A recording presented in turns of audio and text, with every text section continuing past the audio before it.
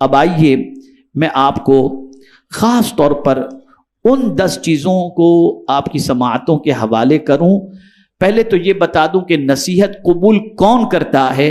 جیسا کہ فرمایا گیا فَذَكِّرْ فَإِنَّ الذِّكْرَىٰ تَنفَعُ الْمُؤْمِنِينَ، نصیحت کرو کہ نصیحت ایمان والے قبول کرتے ہیں. اسی طریقے سے ایک مقام پر فرمایا گیا وَذَكِّرْ فَإِنَّ، اللہ عز و جل نے ارشاد فرمایا کہ نصیحت کرو کہ نصیحت جو ہے وہ نفع پہنچاتی ہے. لیکن کس کو نفع پہنچاتی ہے؟ اس کو قرآن نے مینشن کیا سَيَذَّكَّرُ مَن يَخْشَىٰ، جو اللہ سے ڈرتا ہے نصیحتیں اسے نفع پہنچاتی ہیں. اور اگر نصیحتیں ہمیں اثر نہ کریں تو سمجھ لینا چاہیے کہ ہمارے دل میں اللہ کا ڈر نہیں. سمجھ لینا کہ ہمارے دل میں اللہ کا ڈر نہیں. اب آئیے بڑی پیاری نصیحت تفسیر روح البیان کے اندر بیان کی گئی. فرماتے ہیں کہ 10 چیزوں پر نصیحتیں مشتمل ہیں کہ یہ 10 چیزیں عوام کے سامنے پیش کی جائیں تاکہ سامعین کو نفع حاصل ہو. بہت غور سے 10 چیزیں ایسی ہیں سننے والے کو اگر بتائی جائیں اور سننے والا اس پر غور کرے اور سوچے تو اللہ تعالیٰ اس کو اس نصیحت سے نفع پہنچاتا ہے. 10 چیزیں سن لیں. لوگوں کو اللہ کی نعمتیں یاد دلائیے تاکہ وہ اللہ عز و جل کا شکر کریں. کس نے دی زمین؟ کس نے دی آسمان؟ کس نے دولت دی؟ کس نے آنکھ دی؟ یہ ساری نعمتیں اللہ کی دی ہوئی ہیں. اور اگر چاہتے ہو کہ اللہ مزید نعمتیں عطا فرمائے تو قرآن کہتا ہے لَإِن شَكَرْتُمْ لَأَزِيدَنَّكُمْ، تم شکر کرو اللہ تمہیں زیادہ عطا فرمائے گا.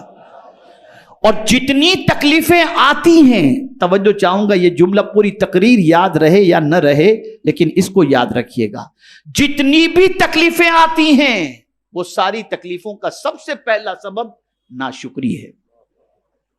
سب سے پہلا سبب. اس کے پاس یہ، میرے پاس یہ نہیں، وہ یہاں میں، بس یہی سب چلتا ہے. اور اس کو میں قرآن سے سمجھا دوں. اللہ فرماتے ما یفعل اللہ بعذابکم ان شکرتم، اللہ تم کو عذاب دے کر کیا کرے گا اگر تم شکر کرو. نادانو تم شکر نہیں کرتے اس لیے تم تکلیف میں گرفتار ہو. شکر کرو تو اللہ تمہیں زیادہ عطا فرمائے گا. نعمتوں کو یاد کرو. یہ ہوا بغیر پیسے کے مل رہی ہے، آکسیجن بغیر پانی مل رہا ہے، یہ نعمتیں کون دینے والا ہے؟ اللہ دینے والا ہے. اب اس کی نہ سنے تو کس کی سنے؟ یہاں علماء تشریف فرما ہے، طلباء تشریف فرما. ایک بہت حکمت کی بات بتاؤں، اللہ عز و جل نے جبرن کسی کو نہیں کہا کہ مجھے مانو. توجہ چاہوں، جبرن نہیں کہا کہ مجھے اللہ مانو. اللہ نے عقل عطا فرمائی. انسان کے پاس تو عقل ہے نا، جانور کے پاس نہیں، انسان کے پاس تو عقل ہے نا. اللہ نے عقل دے دی، عقل دے دی. کافروں کو بھی اللہ نے نہیں فرمایا کہ جبرن مجھے خدا مانو. اس نے جبرن نہیں فرمایا. اس کو روزی دے رہا ہے، پانی دے رہا ہے. سورج نکلتا ہے تو تھوڑی مسلمانوں پر نکلتا ہے، سب پر نکلتا ہے کہ نہیں نکلتا. بارش برستی ہے تو سب فائدہ اٹھاتے ہیں، آکسیجن سے سب فائدہ اٹھاتے ہیں، مسلم اور نان مسلم، اللہ کو ماننے والے اور نہ ماننے والے. اے اللہ، جب تو اتنا سب کچھ دے رہا ہے تو اپنے آپ کو منواتا کیوں نہیں ہے جبرن؟ تو اللہ فرماتے ہیں میں نے عقل دی اور یہ ساری چیزیں عطا کی تاکہ عقل سے بندہ سوچے تو صحیح، میں اس کو نہیں مانتا پھر بھی مجھے روزی دے رہا ہے، پھر بھی مجھے آکسیجن دے رہا ہے، پھر بھی مجھے پانی دے رہا ہے. کون ہے یہ سب دینے والا؟ کون ہے؟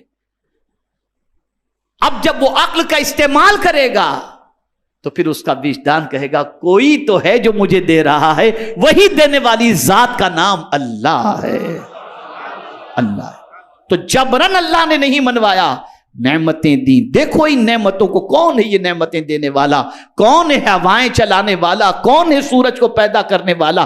تلاش کرو. جب تم دیکھو گے تو تمہیں وہی ذات نظر آئے گی جسے ہم اللہ عز و جل کہتے ہیں. تو اللہ کی نعمتوں کا شکر ادا کرو. دکھ اور تکالیف کا ثواب بتائیں تاکہ صبر کریں. اب بخاری شریف کی ایک حدیث سنا دوں تاکہ آپ سمجھیں. میرا ایک ٹاپک ہے انشاءاللہ میں اس پر مطالعہ کر رہا ہوں. ہر دکھ میں ایک نعمت میرا موضوع ہے انشاءاللہ. پھر کبھی میں عرض کروں گا قرآن و حدیث کی روشنی میں. ہر دکھ کے پیچھے ایک نعمت چھپی ہوئی ہے. کوئی دکھ ایسا نہیں. تو اب یہاں فرمایا گیا کہ لوگوں کو نصیحت کرو. کس طریقے سے؟ اپنے بچوں کو، گھر والوں کو، دوستوں کو، سامعین کو یہ نصیحت کرو. اللہ کی نعمتیں یاد دلاؤ. کتنی نعمتیں اللہ نے دی، زمین، آسمان، چاند، سورج، تاکہ ان کے اندر شکر کا پیدا ہو اور اس کا رابطہ اپنے رب قدیر سے مضبوط ہو جائے. دوسری چیز، دکھ اور تکالیف کا ثواب بتائیں تاکہ صبر کریں. آپ کو بتاؤں، یہ ہماری سوچ ہے کہ تکلیف اس کو آتی ہے جس سے اللہ ناراض ہوتا ہے. اور میں بخاری شریف کی حدیث پیش کر دوں. یہ حدیث تو آج تک آپ نے سنی ہوگی کہ من یرید اللہ خیرا یفقہہ فی الدین. اللہ جس بندے سے بھلائی کا ارادہ فرماتا ہے اسے دین کی سوجھ بوجھ عطا کر دیتا ہے. لیکن آج بخاری شریف کی ایک حدیث اور سنا دوں. اللہ جس بندے سے بھلائی کا ارادہ کرتا ہے اس کو مصیبت میں گرفتار کر دیتا ہے. من یرید اللہ بہ خیرا یصب منہ اور یصب منہ یصب منہ. اللہ جس بندے سے، کما قال، اللہ جس بندے سے بھلائی کا ارادہ فرماتا ہے اس کو مصیبتوں میں گرفتار کر دیتا ہے. اس لیے کہ مصیبت پر صبر کرنے کا جو اجر ہے وہ کسی عمل کا اجر ہے ہی نہیں. اور صبر کرنے والے کو انسان سلام کرے یا نہ کرے، فرشتے قیامت کے دن سلام کریں گے اور کہیں گے سلام علیکم بما صبرتم فنعم عقبی الدار. تو دکھ میں انسان مایوس ہو جاتا ہے. اسے بتاؤ کہ دکھ اور تکلیف میں صبر کرنے پر اللہ نے کتنا اجر رکھا ہے. تیسری چیز، گناہوں کی سزا اور عذاب سنائیں تاکہ گناہوں سے باز آ جائیں اور ان سے توبہ کریں. وہ لوگ جو گناہوں میں ڈوبے ہوئے ہیں ان کو بتاؤ کہ گناہوں کا عذاب کیا ہے اور گناہوں کی وجہ سے اللہ عز و جل کیا سزا عطا فرمانے والا ہے، تاکہ بندہ اس سے بچنے کی کوشش کرے. اسی طریقے سے ہمارا سب سے بڑا دشمن کون ہے؟ تو قرآن کہتا ہے ان الشیطان للانسان عدو مبین، کہ بے شک شیطان انسان کا کھلا ہوا دشمن ہے.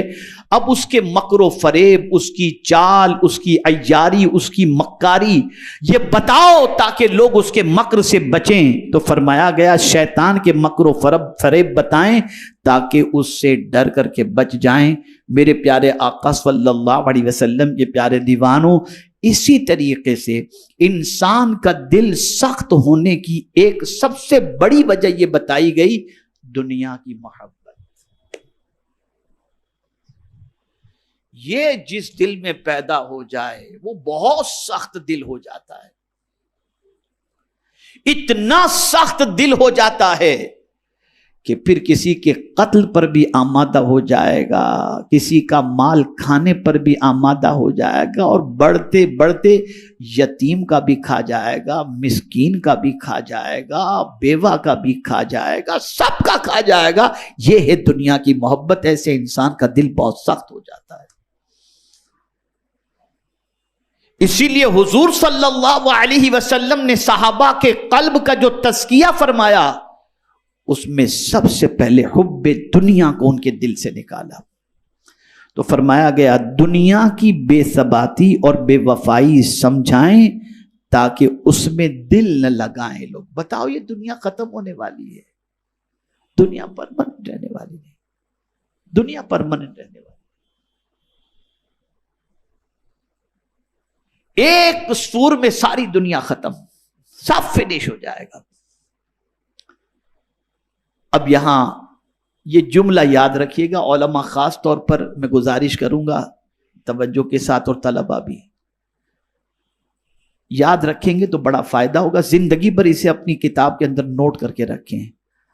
عقل مند وہ ہے جو فنا ہونے والے سے محبت کرنے کی بجائے باقی رہنے والے سے محبت کرے. دنیا فنا ہو جائے گی، خدا باقی رہنے والا ہے. جو باقی رہنے والا ہے اس سے محبت کرو. اسی لیے مومن کی تعریف اور مومن کی کیفیت قرآن نے بیان کی. والذین آمنوا اشد حبا للہ. جو ایمان والا ہوگا وہ اللہ سے ٹوٹ کر محبت کرے گا, بے انتہا محبت کرے گا. اور یہ دنیا فنا ہونے والی ہے. چھٹی چیز, موت کو ہر وقت یاد رکھا جائے تاکہ روانگی کی تیاری جاری رکھی جا سکے. میں آپ کو یہاں پر بتاؤں, ابھی ایک پروگرام میں ہم گئے تھے, ایک ساتھی نے کہا حضرت آپ کا وقت اتنے بجے کا ہے, ٹریفک بہت زیادہ ہے, ہم تھوڑے تاخیر سے پہنچیں گے, لیٹ ہو جائیں گے. تو مجھے ایک آیت یاد آ گئی.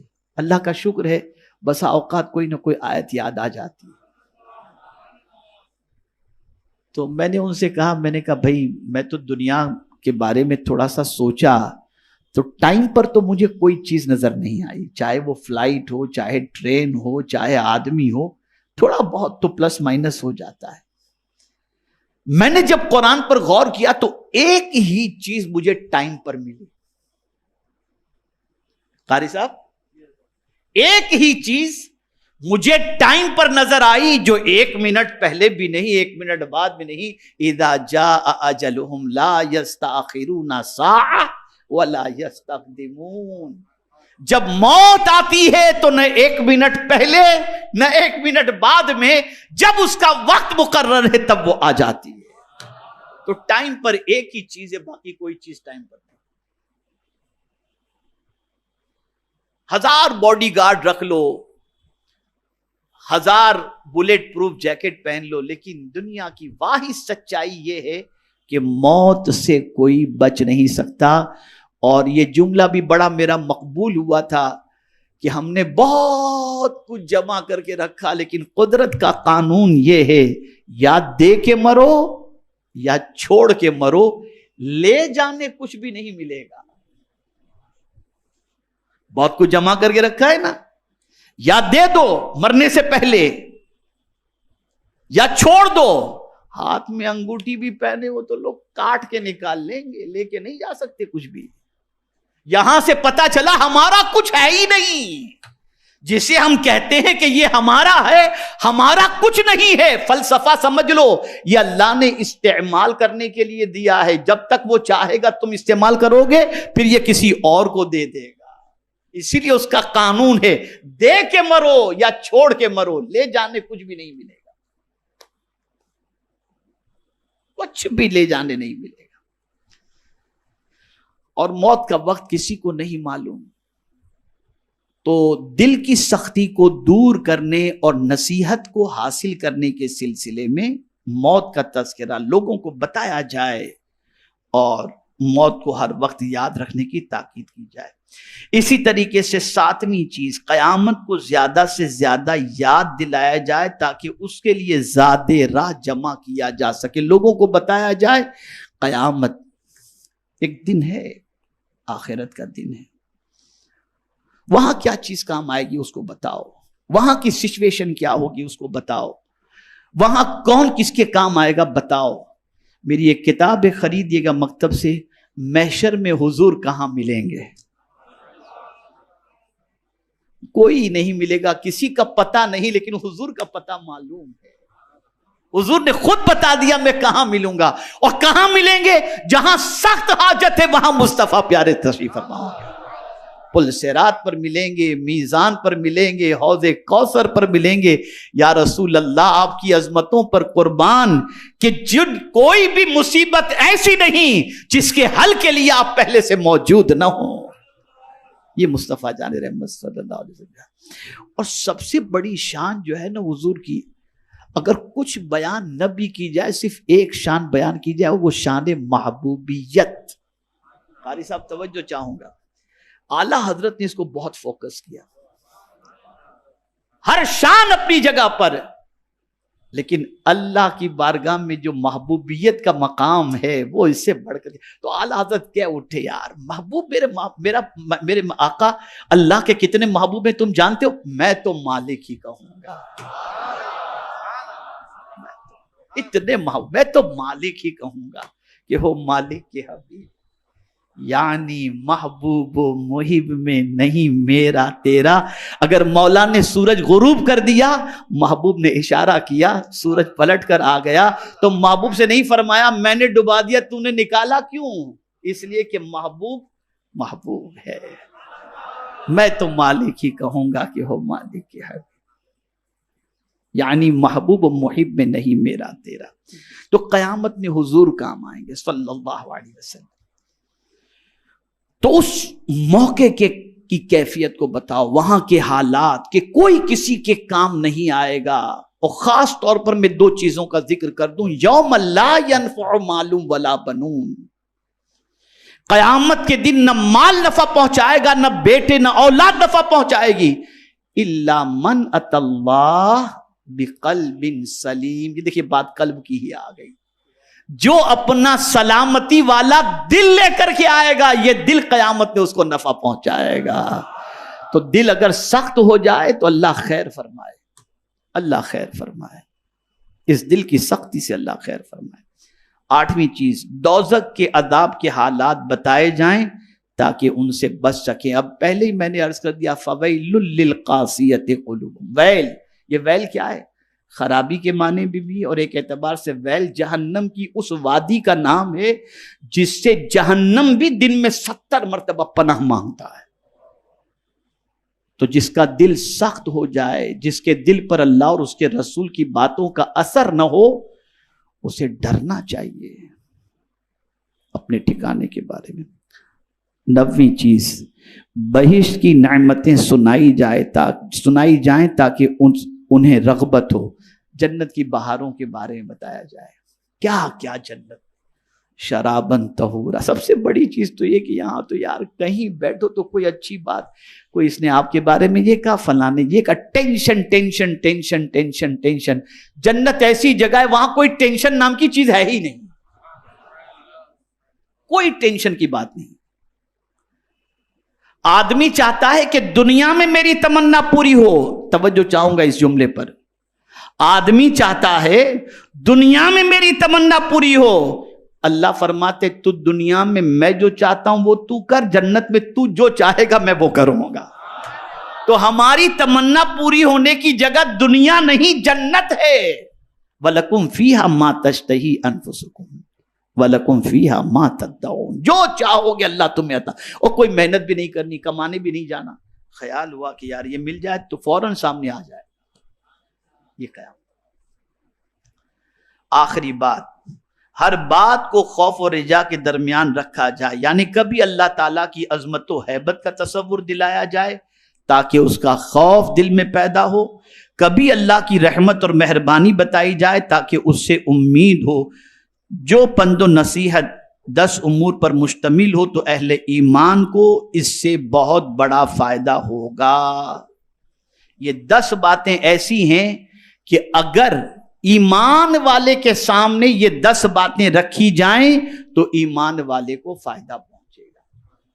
تو میرے پیارے آقا صلی اللہ تعالی علیہ وسلم کے پیارے دیوانوں، ضرورت اس امر کی ہے کہ ہم جو ہے اللہ عز و جل کے فرمان پر عمل کریں، رسول رحمت صلی اللہ علیہ وسلم کی تعلیمات پر عمل کریں، اور اپنے دل کو سختی سے بچائیں، اور جو چیز دل میں سختی پیدا کرتی ہے اس سے بچنے کی کوشش کریں.